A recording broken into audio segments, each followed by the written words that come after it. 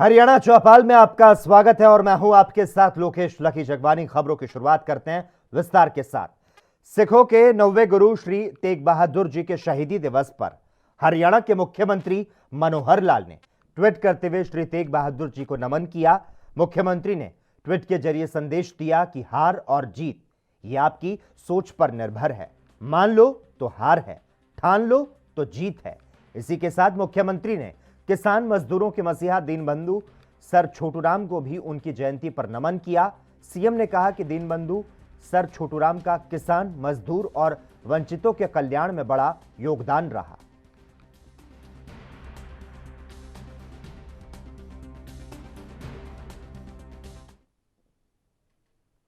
हरियाणा के मुख्यमंत्री मनोहर लाल ने कहा कि प्रदेश भर के 11वीं और 12वीं कक्षा के छात्रों को जल्द ही टैबलेट दिए जाएंगे। इसके अलावा जल्द ही किसानों को 15,000 ट्यूबवेल कनेक्शन जारी किए जाएंगे।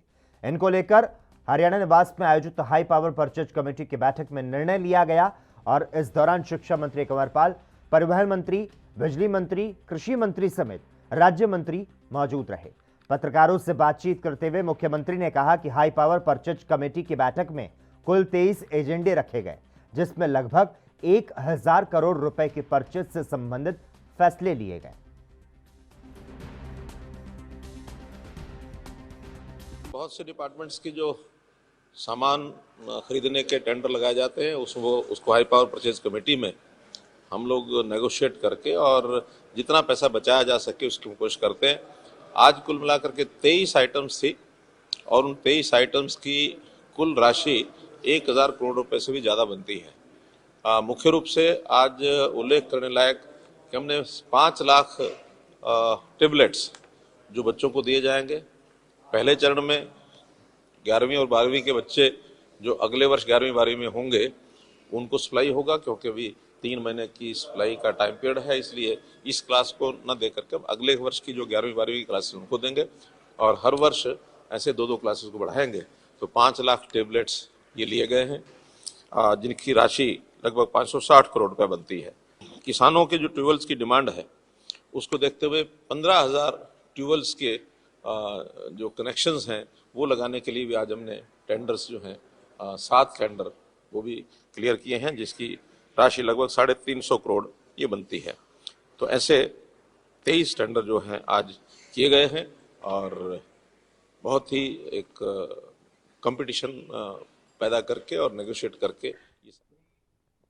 वहीं केजरीवाल के महिलाओं को 1,000 रुपए देने की घोषणा पर मुख्यमंत्री मनोहर लाल ने कहा कि दिल्ली में इन्होंने बहुत सी घोषणाएं की और लोग आज पछता भी रहे हैं। राजनीति में लाभ दिया जाता है, हम भी देते हैं, पर किसको कितना देना है और कैसे देना है, इसकी योजना सरकारी खजाने के अनुरूप बनानी चाहिए। देश हित, राष्ट्र हित, समाज हित, ये सब ध्यान रखना चाहिए। इस प्रकार के जो पॉपुलर मेयर्स को, जिसके कारण से कल को समाज में कोई गलत दिशा बन जाए, ऐसे पॉपुलर मेयर्स उपयोग नहीं करने चाहिए, उनकी घोषणा नहीं करनी चाहिए, वरना करने के बाद यही लोग पछताते हैं। दिल्ली में उन्होंने बहुत घोषणाएं की, आज दिल्ली में वही लोग जो उन घोषणाओं के चक्कर में आए थे आज वही पछता भी रहे हैं। इसलिए हमको समाज के लिए हर चीज़ का ध्यान रखना होता है, हमें यानी व्यवस्थाएं कायम रखनी होती हैं, हमें प्रदेश की आर्थिक स्थिति भी देखनी है, समाज का टैक्सेशन कितना है, रेवेन्यू कितना, इसको भी ध्यान रखना है और फिर किसको देना है। आखिर हम भी बहुत से लाभ देते हैं, लेकिन जिनको जो पात्र हैं उनको लाभ देना चाहिए। उधर फतेहाबाद में एक तरफ जहां डेंटल सर्जन भर्ती में हुए घोटाले को लेकर कांग्रेस ने प्रदर्शन किया, तो वहीं सांसद सुनीता दुग्गल इस मामले में सरकार का बचाव करती दिखी। वे आज यहां हरियाणा और राजस्थान की 15 गौशालाओं, नंदीशालाओं के उद्घाटन समारोह में पहुंची। उद्घाटन समारोह में संत जनों के अलावा सिरसा से सांसद सुनीता दुग्गल, हरियाणा गौ सेवा आयोग के चेयरमैन, वाइस चेयरमैन सहित शहर भर के गणमान्य लोग पहुंचे। इस अवसर पर सांसद सुनीता दुग्गल ने कहा कि इस मामले की जांच की जा रही है। सरकार भारतीय जनता पार्टी की है और भ्रष्टाचार को यहां बख्शा नहीं जाता। देखिए, सरकार की तरफ से आप अगर कंपैरिजन करें पहले वाली सरकारों ने जो किया और अब की सरकारों ने जो किया, तो तब आपके से ये सवाल नहीं निकलेगा मुंह से, क्योंकि गौ सेवा आयोग जब से हमारा बना है, मैं कहूँगी कि क्योंकि मेरी लोकसभा के अंदर सबसे ज़्यादा गौशालाएं हैं, इसके अंदर जितना योगदान हमारी जो है हरियाणा की गौ सेवा आयोग ने दिया है, हमारे यहीं पर जो है उनके चेयरमैन भी हैं, वाइस चेयरमैन भी है, बांग्ला जी भी सब यहीं पर हैं, तो इतना मुझे नहीं लगता इससे पहले कभी भी कहीं दिया गया होगा। और इसके साथ साथ केंद्र में भी अगर मैं देखूं तो जैसे कामधेनु आयोग बनाया गया है, और भी बहुत सी ऐसी चीजें हैं जिसके से हम जो है अब धीरे धीरे हम लोगों को ये समझ में आने लगी है कि गौ जो है उनको हम सिर्फ जैसा कि अभी स्वामी जी ने कहा, वृंदावन बिहारी लाल जी ने कहा, तो हमें सिर्फ साथी जयकारा लगाने में कंजूसी कतई ना करें। उनको दूध के लिए बोले श्री सद्गुरु महाराज हमें गौ का की। पालन करना चाहिए। ठीक है। एक ब्यूरोक्रेट है अनिल नागर, जी। बिन खर्ची बिन पर्ची की ब्रांडिंग खूब हुई थी, जी। उन्होंने धज्जियां उड़ा दी है उसकी, क्या कहना चाहिए? देखिए, वो उसमें जांच चल रही है, वो देखिए, आप ये देखिए ना कि सरकार हमारी है और फिर भी अगर कहीं कहीं किसी तरह का। वहीं टिकरी बॉर्डर पर किसान नेता और दिल्ली पुलिस के बीच एक अहम बैठक हुई। इस बैठक में 26 नवंबर को टिकरी बॉर्डर पर बढ़ने वाली भीड़ को नियंत्रित करने के संबंध में बातचीत हुई। दरअसल टिकरी बॉर्डर कुछ दिन पहले ही दोपहिया वाहनों और पैदल राहगीरों के लिए खोला गया। ऐसे में अगर टिकरी बॉर्डर पर किसान आंदोलन में भीड़ होती है तो वो अनियंत्रित होकर दिल्ली की सीमा में प्रवेश ना कर जाए, इस बात ने दिल्ली पुलिस की चिंताएं बढ़ा रखी है। दरअसल 26 नवंबर को दिल्ली की सीमाओं पर चल रहे किसान आंदोलन को 1 साल होने जा रहा है और इस दिन हरियाणा और पंजाब के किसान भारी संख्या में एकत्रित होंगे, जहां किसान नेता 1 साल के किसान आंदोलन के दौरान हुई गतिविधियों के बारे में अन्य किसानों को अवगत करवाएंगे। बिल्कुल जी, टिकरी कमेटी ਦੀ ਸਾਰੀ ਮੀਟਿੰਗ ਐਸਐਚਓ ਔਰ ਏਸੀਪੀ ਨੇ ਮੀਟਿੰਗ ਸੱਦੀ ਸੀ, ਬਹੁਤ ਵਧੀਆ ਤਰੀਕੇ ਨਾਲ ਹੋਈ। ਇਸ ਕਰਕੇ ਉਹਨਾਂ ਨੇ ਜਿਹੜੀ ਸਾਲਗਿਰਾ ਆ ਰਹੀ ਹੈ ਸਾਡੀ 26 ਤਰੀਕ ਨੂੰ ਪੂਰਾ ਸਾਲ ਹੋ ਜਾਏਗਾ ਅੰਦੋਲਨ ਨੂੰ ਸ਼ੁਰੂ ਕੀਤੇ ਨੂੰ, ਇਸ ਕਰਕੇ ਉਹਦੇ ਸਬੰਧ ਦੇ ਵਿੱਚ ਸਿਕਿਉਰਿਟੀ ਬਾਰੇ ਸੱਦਿਆ ਸੀ ਸਾਨੂੰ ਵੀ ਪਰ ਅਰੇਂਜ ਕੀਤਾ ਜਾਵੇ, ਵਲੰਟੀਅਰ ਲਗਾਏ ਜਾਣ, ਵੀ ਕੋਈ ਇਹੋ ਜਿਹਾ ਤੱਥ ਜਿਹੜਾ ਵਿੱਚ ਜਿਹੜਾ ਗਲਤ ਬੰਦਾ ਨਾ ਵਿੱਚ ਸ਼ਾਮਲ ਹੋ ਕੇ ਇਸ ਅੰਦੋਲਨ ਨੂੰ ਗਲਤ ਨਾ ਕਰੇ। ਇਸ ਕਰਕੇ ਅਸੀਂ ਉਹਦੇ ਬਾਰੇ ਜਿਹੜੇ ਸਾਡੀ ਵਿਚਾਰ ਹੋਇਆ, ਹੋਰ ਨਹੀਂ ਕੋਈ ਗੱਲ ਸੀ। दिल्ली के रास्ते खुले हुए हैं, क्या इनको बंद करने के लिए भी कोई विचार विमर्श? नहीं, ਇਹਦੇ ਬਾਰੇ ਨਹੀਂ ਕੋਈ ਵਿਚਾਰ ਹੋਈ, ਕਿਉਂਕਿ 26 ਨੂੰ ਇਕੱਠ ਬਹੁਤ ਜ਼ਿਆਦਾ ਹੋਵੇਗਾ, ਕਿਉਂਕਿ ਪੂਰੇ ਪੰਜਾਬ ਪੂਰੇ ਦੇਸ਼ ਦੇ ਕਿਸਾਨ ਜਿਹੜੇ ਬਾਰਡਰਾਂ ਪਰ ਆਏਂਗੇ ਔਰ ਵੱਡਾ ਜਸ਼ਨ ਮਨਾਇਆ ਜਾਵੇਗਾ ਇਹਦੇ ਸਬੰਧ ਦੇ ਵਿੱਚ, ਕਿਉਂਕਿ ਜ਼ਿਆਦਾ ਜਦੋਂ ਲੋਕ ਇਕੱਠੇ ਹੁੰਦੇ ਆ ਉਦੋਂ ਜ਼ਿਆਦਾ ਖਦਸ਼ੇ ਹੁੰਦੇ ਆ ਵੀ ਕੋਈ ਖਰਾਬੀ ਨਾ ਲੱਗੇ। ਇਸ ਕਰਕੇ ਸੰਯੁਕਤ ਮੋਰਚਾ ਪੂਰਾ ਮੁਸਤੈਦ ਹੈ, पूरा अरेंजमेंट कर रहे, वलंटियर आ रहे पूरा, क्योंकि इस बार सारा जिहड़ा जिन्ने भी लोग आउणगे, किसान आउणगे, सारे जथेबंदियां दा केडर आवेगा, जिम्मेवार बंदे आउणगे, क्योंकि गलत बंदा विच घुसपैठ असीं नहीं करन देवांगे। इस करके कोई इहो जी खतरे वाली गल नहीं, क्योंकि प्रशासन ने सानू इस करके बुलाया सी भी कोई गलत ना इहो जी गल हो जाए। इस करके अंबाला में कल महापंचायत का आयोजन किया जा रहा है, जिसमें मुख्य अतिथि के रूप में गुरनाम सिंह चढ़ूनी शिरकत करेंगे। किसान बचाओ संविधान बचाओ के नाम से ये महापंचायत होगी। इसमें हजारों की संख्या में किसान, मजदूर और युवाओं के भाग लेने की उम्मीद जताई जा रही है। ये जानकारी संयुक्त किसान मोर्चा के प्रधान मलकीत सिंह ने वीडियो जारी करके दी।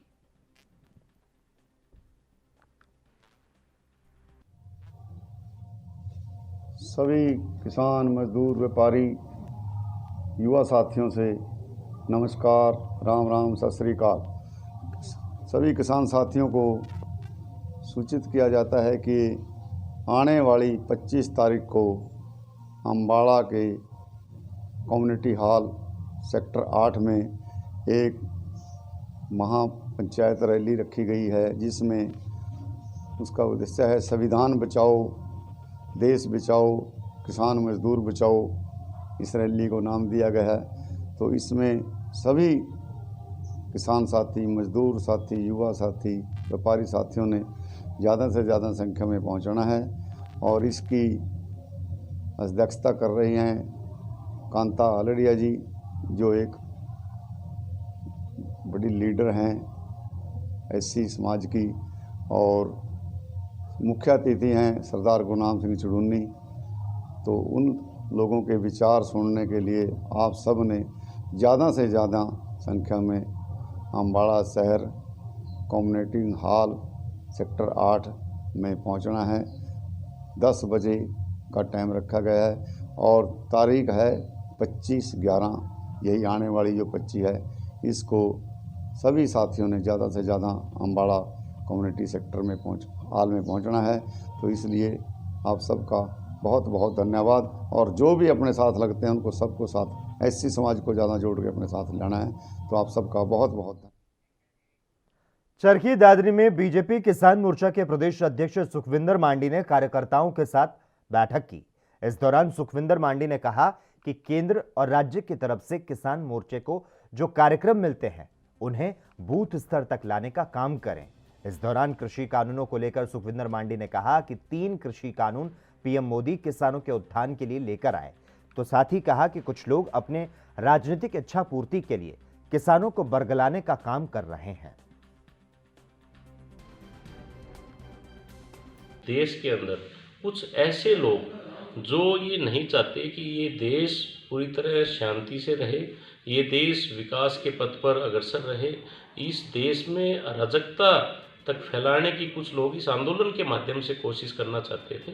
तो ये सब विषय जो आया तो किसान हित में कि भाई अगर किसान हमारा जो है अन्नदाता हमारा जो है, अगर वो नए प्रारूप नहीं स्वीकार करता तो नरेंद्र भाई मोदी ने उन प्रारूपों को वापस लेने का, इस कानून को वापस लेने का यमुनानगर के छोटे से गांव अलाहर का युवक जर्मनी से सांसद बन गया है, जिसका घर पहुंचने पर जोरदार तरीके से स्वागत किया गया। जर्मनी में मेंबर ऑफ पार्लियामेंट बने राहुल कुमार ने बताया कि अपने देश और अपनी संस्कृति के साथ जुड़े रहना चाहिए। शिक्षा मंत्री कंवरपाल गुर्जर ने उन्हें जर्मनी में मेंबर ऑफ पार्लियामेंट बनने पर बधाई दी और उनके सुखद उज्जवल भविष्य की कामना की। गुर्जर ने कहा कि उन्होंने जर्मनी में मेंबर ऑफ पार्लियामेंट बनकर अपने गांव अलाहर, जिला यमुनानगर के साथ साथ पूरे हरियाणा का नाम रोशन किया है। वहीं जर्मनी में मेंबर ऑफ पार्लियामेंट बने राहुल कुमार ने शिक्षा मंत्री कंवरपाल को शॉल भेंट करते हुए उनका अभिवादन किया और उनकी कार्यशैली की तारीफ की। यहाँ पर अभी 1.5 हफ्ते से भारत आए हुए हैं और मैं ये सोचता हूँ कि अपने देश के साथ, अपनी संस्कृति के साथ जुड़े रहना चाहिए, ताकि जो वहाँ पर भारतीय रह रहे हैं हमारे, उनको लिए भी एक प्रेरणा हो कि देश में वापसी आने कर कोई ना कोई प्रोजेक्ट करें, देश में वापसी आकर अपने लोगों से मिलें और यहाँ की जो मिट्टी है, यहाँ की जो धरती, जो पावन धरती है, उसके ब्लेसिंग्स लें और उसको दूसरे देश में जाकर अच्छे से रिप्रेजेंट करें, उनको बताएं कि हम। सोनीपत की राई में राष्ट्रीय जन उद्योग व्यापार संगठन के पदाधिकारियों और उद्योगपतियों की बैठक आयोजित की गई, जिसमें सिंघू बॉर्डर में से रास्ता खाली करवाने, निजी क्षेत्र में 75% आरक्षण को खत्म करने समेत उद्योगपतियों ने सरकार के सामने कई मांगे रखी। तो साथ ही उद्योगपतियों ने सरकार को 15 दिन का अल्टीमेटम दिया। उन्होंने कहा कि अगर केंद्र और प्रदेश सरकार ने उद्योगपतियों की मांगों को नहीं माना तो सड़क से संसद तक मोर्चा खोला जाएगा।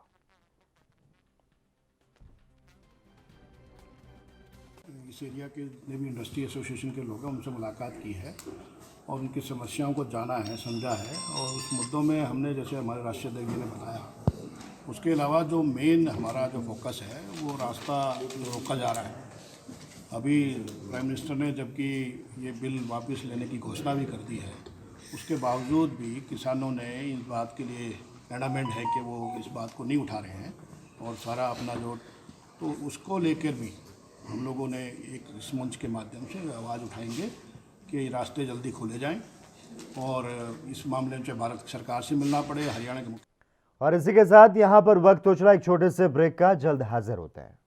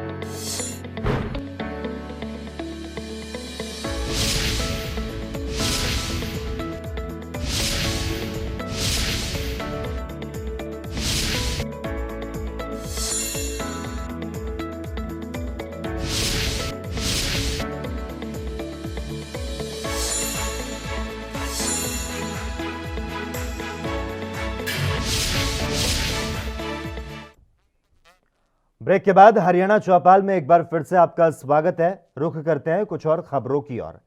फरीदाबाद में जैसे जैसे सर्दी बढ़ रही है वैसे वैसे डेंगू के मामले अब कम होते जा रहे हैं। फिलहाल जिले में अब तक 306 डेंगू के मामले सामने आ चुके हैं, लेकिन जब डेंगू की शुरुआत हुई उस समय स्थिति यह थी कि मरीजों को बेड उपलब्ध नहीं हो पा रहे थे। लेकिन अब सीएमओ के अनुसार डेंगू की स्थिति पूरी तरह से कंट्रोल में है और स्वास्थ्य विभाग द्वारा बनाई गई 40 टीमें लगातार नजर बनाए हुए हैं। उन्होंने ये भी कहा कि अब डेंगू का लार्वा बहुत कम संख्या में मिल रहा है और डेंगू की स्थिति पूरी तरह से कंट्रोल में है।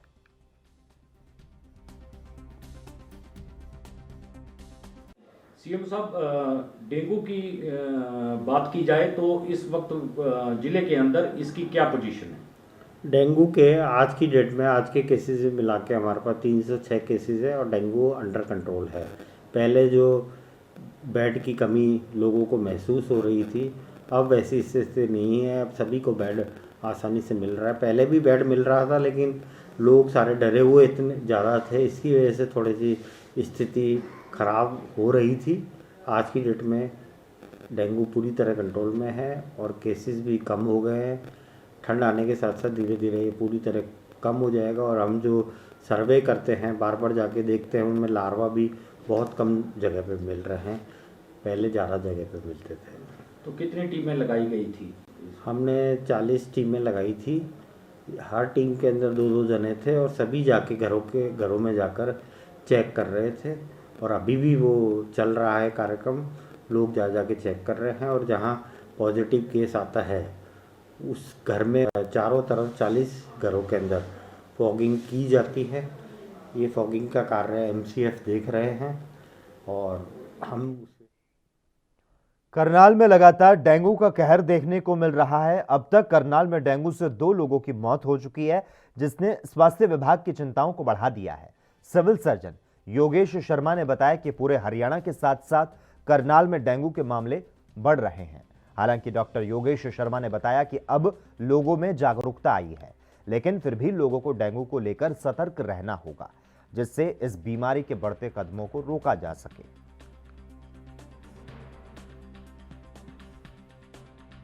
लास्ट 1 मंथ से काफ़ी डेंगू के केसेस आ रहे हैं और अब तक जो टोटल डेंगू के केसेस 268 केसेस जो हैं आज तक हमारे यहाँ करनाल डिस्ट्रिक्ट में रिपोर्ट हुए हैं। इसके अतिरिक्त मैं ये कहना चाहूँगा कि अब जैसे ही अब सर्दी थोड़ी बढ़ रही है और थोड़ी लोगों को में भी ज़्यादा अवेयरनेस भी आई है, तो थोड़ा अब इसकी जो इंसिडेंस है पिछले कुछ दिनों से उसमें कमी हो रही है। मैं आग्रह करना चाहूँगा सभी लोगों को कि अपना ध्यान अपने आसपास के जगह पे पानी इकट्ठा ना होने दें। अगर आपके घर में कोई पॉट्स कहीं पड़े होते हैं छत के ऊपर, आपके रेफ्रिजरेटर ट्रेज हैं, आपके कूलर्स हैं, वहाँ का पानी रेगुलरली चेंज करते रहें और संडे को एक ड्राई डे के रूप में मनाएं जिसमें सभी तरह के। वहीं लोहारू क्षेत्र के सिंघानी गांव में सुबह सीएम फ्लाइंग ने छापा मारा और इस दौरान फ्लाइंग ने अवैध रूप से राजस्थान से लाई जा रही लकड़ियों से भरी करीब 40 पिकअप और कुछ ट्रैक्टर जब्त किए, जिसके बाद मौके पर फॉरेस्ट विभाग के रेंज ऑफिसर को बुलाया गया। CM flying inspector Azad Singh ने बताया कि सुप्रीम कोर्ट की गाइडलाइन है कि हरे पेड़ काटना गलत है। उन्होंने बताया कि बार बार शिकायतें मिल रही थी कि राजस्थान के हरे पेड़ों को काटकर सिंघानी गांव में बेचा जा रहा है, जिसको लेकर यह कार्रवाई की गई।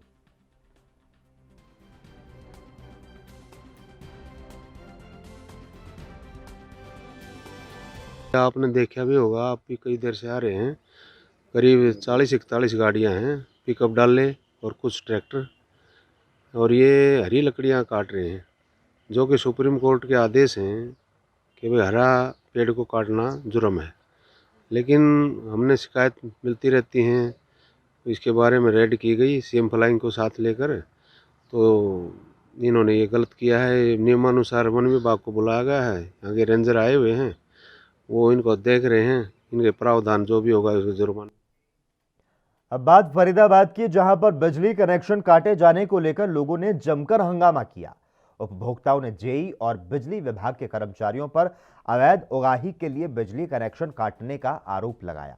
यह मामला बल्लभगढ़ के त्रिखा कॉलोनी का है, जहां पर दोपहर के वक्त बिजली विभाग के जेई दीपक अपनी टीम के साथ बिजली के मीटर कनेक्शन काटने के लिए पहुंचे। बिजली कर्मचारियों ने एक के बाद एक करीब 2 दर्जन से ज्यादा घरों के बिजली मीटर काट दिए। कॉलोनी वासियों ने जब इसकी वजह पूछी तो जेई का कहना था कि उन्हें आदेश है कि जिन्होंने बिजली के बिल नहीं भरे उनके कनेक्शन काटे जाएंगे। जब उपभोक्ताओं ने अपने बिजली बिल की अदायगी की रसीद दिखाई तो उसके बाद कनेक्शन काटे जाने की लेकर लोगों में रोष बढ़ गया। लोगों के बढ़ते गुस्से को देखकर जेई और उनकी टीम ने दोबारा से कनेक्शन जोड़ने की बात कही।